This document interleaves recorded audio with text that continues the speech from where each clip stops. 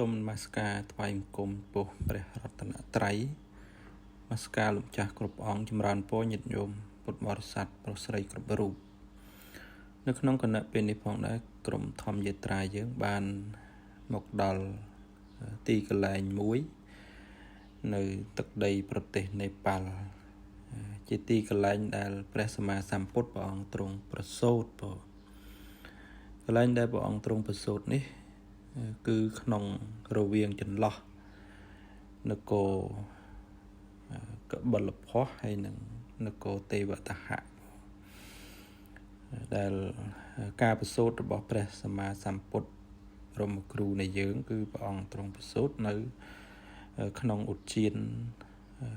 លំពិនីគឺក្នុងព្រៃញាតិញោមបងហើយក្នុងការដែលព្រះសម្មាសម្ពុទ្ធព្រះអង្គប្រសូតនឹងគឺហេតុអស្ចារ្យច្រើនមែនតែនញាតិញោមបងនៅក្នុងទីកន្លែងហ្នឹងបងហើយនេះគឺសកម្មភាពរបស់ព្រះសង្ឃក៏ដូចជាពុទ្ធបរិស័ទខ្មែរយើងបានដង្ហែបតិសិននៅទង់ដ៏វែងមួយខ្សែដើម្បីបូជានៅក្នុងទីកន្លែង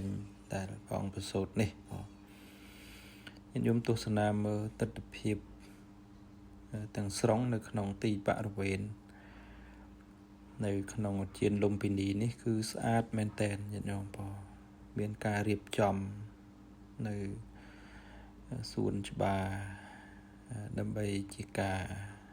បូជាចំពោះព្រះគុណរបស់ព្រះ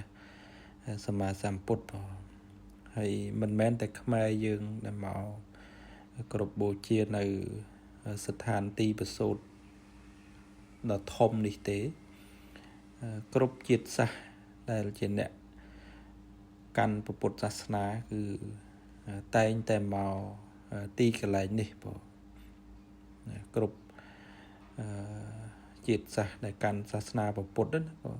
មកបូជានឹករលឹកគុណរបស់ព្រះអង្គនៅទីកន្លែងដែលព្រះអង្គប្រសូតនេះបងហើយគេធ្វើស្អាតណាស់ញាតិញោមបងរៀបចំនៅទីកន្លែងស្អាតសមរម្យក្នុងការដែលពុទ្ធបរិស័ទយើងមកហើយក៏ធ្វើឲ្យចិត្តនឹងឯងមានសេចក្តីជ្រះថ្លាបងហើយយើងចូលទៅខាងក្នុងហ្នឹងអត់មានថតបានទេណាញាតិញោមបងគេអត់ឲ្យថតរូបទេនៅខាងក្នុងអញ្ចឹងដូច្នេះញាតិញោមទស្សនាមើលនៅវីដេអូនេះប៉ុណ្ណេះជាចុងក្រោយសូមលើកបុណ្យកុសលប្រគេនដល់ព្រះកណាគុណចាស់ចែកជូនបុណ្យកុសលដល់ញាតិញោមដោយសេចក្តីជ្រះថ្លាជាពិសេសគឺបាននៅបញ្ញាជាបច្ច័យរួចផុតចាកទុក្ខគ្រប់ព្រះអង្គគ្រប់គ្នាប៉ុណ្ណាសូមអនុមោទនា